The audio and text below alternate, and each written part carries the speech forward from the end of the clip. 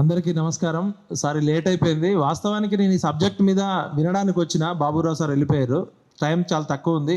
ముందు ఈ సబ్జెక్ట్ మీద రౌండ్ టేబుల్ కాన్ఫరెన్స్ కండక్ట్ చేసిన మా తెలంగాణ క్రాంతిదళ అధ్యక్షులు పృథ్వీరాజ్ గారికి, మా రంజిత్, మా పాషం యాదగిరి సారు, తులోమక్క గారికి, లండన్ నుంచి రాత్రి నాకు కాల్ చేసిన సుభాష్ మంత్రి. అయితే ఇప్పుడు ఫార్మాలిటీస్ పక్కకు పెట్టి ఎందుకు ఈ సమస్య డిస్కస్ చేయాలి అంటే, ప్రధానంగా ఈ కాటేపల్లిలో పెట్టిన టైర్ల రీసైక్లింగ్ అనేది ఎంత ప్రమాదకరం అనేది జస్ట్ మీరు ఎవరన్నా ఈ వీడియో చూసేవాళ్ళు గూగుల్లో కొట్టండి. ఈ టైర్ల రీసైక్లింగ్ ఇండస్ట్రీస్ వల్ల ఎన్ని రకాల వ్యాధులు వస్తాయని తెలిస్తే, క్యాన్సర్లు, blood cancer, bladder cancer, leukaemia, ఊపిరితిత్తుల క్యాన్సర్లే కాకుండా ఇంకా ఎలాంటి రకాల వ్యాధులు వస్తాయని చూస్తే, టైం తక్కువ ఉంది కాబట్టి మనం ఎక్కువ డిస్కస్ చేయట్లేదు. ఇండెప్ట్గా రెస్పిరేటరీ డిసీజ్ అంటే ఊపిరితిత్తులు, శ్వాసకోశ వ్యాధులు, chronic respiratory conditions, acute irritation, particular matter, skin diseases, అలర్జెటిక్ contact determines అంటే చర్మ వ్యాధులు, కంటి వ్యాధులు, ఊపిరితిత్తు వ్యాధులు. ఇది 3 తరాలను మింగేస్తుంది. పుట్టబోయే బిడ్డలని తల్లి గర్భంలో ఉన్న పిండం, అండం కూడా ఖరాబ్ అవుతుంది. ఇది మనకేమో నీళ్లు, నిధులు, నియామకాలని చెప్పినాం. మన కాటేపల్లి గ్రామంలో ఉన్న నీళ్లు పొల్యూట్ అయినాయి, గాలి పొల్యూషన్ అయింది, పాడి పంటలు పొల్యూషన్ అవుతున్నాయి. మొత్తం వాతావరణం ఇది ఒక 3 ఊర్లకే కాదు. ఇప్పుడు సైంటిఫిక్గా చదివితే మీరు ఎవరన్నా ఈ వీడియో చూసేవాళ్ళు కానీ మీ గ్రామస్తులు ఒకసారి రీసెర్చ్ చేయండి. జస్ట్ బేసిక్ ఏఐ తోటే తెలుస్తుంది. ఇది ఎన్నో రకాల వ్యాధులకు దారితీస్తుంది. చాలా రకాల, దాదాపు 100 రకాల జబ్బులు ఉన్నాయి. ఇవన్నీ చెప్పలేను నేను ఇప్పుడు. చాలా దేశాల్లో ఈ టైర్ల రీసైక్లింగ్ ఫ్యాక్టరీని బ్యాన్ చేసిర్రు. ఈవెన్ పేద దేశాల్లో కూడా పెట్టనీయట్లే.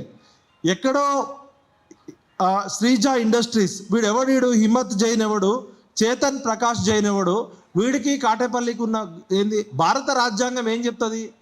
ఈ భూమి, ఈ నేల ఇంపార్టెంట్ కదా. ఇప్పుడు గ్రామంలో పంచాయతీరాజ్ యాక్ట్ తర్వాత 73, 74 రాజ్యాంగ సవరణ అనేది చాలా కీలకమైంది.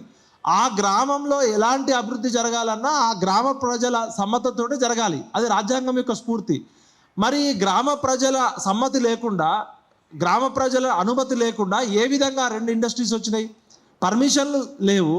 పొల్యూషన్ కంట్రోల్ బోర్డు ఏం చెప్తుంది? ఇలాంటి విష రసాయన ఇండస్ట్రీస్ ఎక్కడ పెట్టాలన్నా కూడా ఇండస్ట్రియల్ ఏరియాల్లో అన్ని రకాల జాగ్రత్తలు తీసుకొని పెట్టాలి.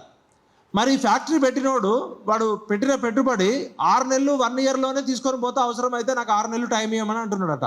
అంటే 6 నెలల్లో వాడు పెట్టిన పెట్టుబడి తీసుకుంటాడు, లాభం తీసుకొని వెళ్ళిపోతాడు. కానీ ఇది 600 సంవత్సరాల పొల్యూషన్ చేస్తుంది. ఆ భూమిలో రసాయనాలు.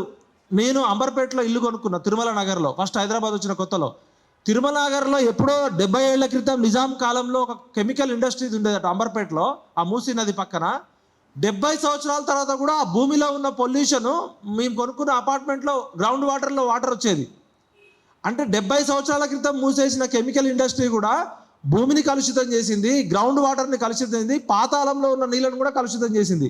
మరి ఇప్పుడు ఫ్యాక్టరీ కలుషితాల వల్ల నీళ్లు, గాలి, నేల, మీరు తినే జామకాయ కావచ్చు, పంట పండించిన వరి పంట కావచ్చు, పీల్చే గాలి కావచ్చు, మీరు తినే చికెన్ కావచ్చు, మటన్ కావచ్చు, అన్ని రకాలుగా పొల్యూషన్.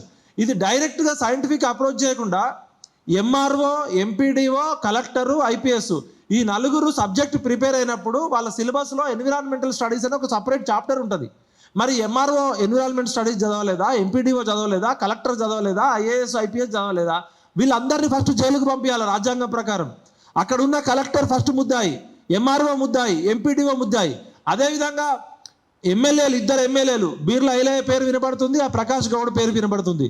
మరి ఎమ్మెల్యేలు ప్రజల చేత, ప్రజల కొరకు, ప్రజలే ప్రజాప్రతినిధులు. ఈ ఎమ్మెల్యేలు మన కాటేపల్లి చుట్టూ ఉన్న 3 గ్రామాలని, ఆ చుట్టుపక్కల ఉన్న మండలాలని కలుషితం చేస్తున్నారంటే వీళ్ళు ఎమ్మెల్యేలా, లేకపోతే మార్వాడీలు ఇచ్చిన డబ్బుల కోసం ఆశపడ్డ మాఫియానా ఆలోచించుకోవాలి.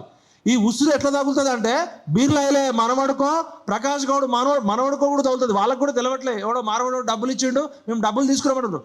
మొత్తం పంచభూతాలని పగబడుతున్నాడు ఈ మార్వాడి వాడు ఇక్కడ, హిమ్మత్ జైన్ అనేటోడు. అదేవిధంగా మైతేయి ఇండస్ట్రీస్ మహేష్ గౌడ్ అట. ఈయన ఎవరంటే ప్రకాష్ గౌడ్ ఎమ్మెల్యే యొక్క నెఫ్యూ అట. అరే మీకేమన్నా, నేను ఒకటే సింపుల్ క్వశ్చన్, ఈ ఎమ్మెల్యేలు, ఎంఆర్ఓ, ఎంపీడీఓ పర్మిషన్లు ఇచ్చారు కదా, వీళ్ళందరినీ ఒక 10 రోజులు అక్కడ ఉండమనండి. ఆ హిమ్మత్ జైన్ వాడు, ఆ ప్రకాష్ జైన్ అనే కుటుంబం అక్కడే ఉండాలా. వాళ్ళు పెట్టుకున్నారు, ఎక్కడో గుజరాత్లోనో రాజస్థాన్లో నుంచి వచ్చి ఇక్కడ పెట్టుకున్నారు కదా, వాళ్ళ కుటుంబ సభ్యులంతా వచ్చి అక్కడే ఉండగలరా వాళ్ళు? అంటే పొల్యూషన్ మనకి, రోగాలు మనకి, విష రసాయనాలు మనకి, డబ్బులేమో వాళ్ళకి. మనం ప్రశ్నిస్తే కాసులు వాడికి, కేసులు మనకి. ఇది ఖచ్చితంగా రాజ్యాంగ స్ఫూర్తికి విరుద్ధం, పంచాయతీరాజ్ చట్టానికి విరుద్ధం. భూమిపుత్రులని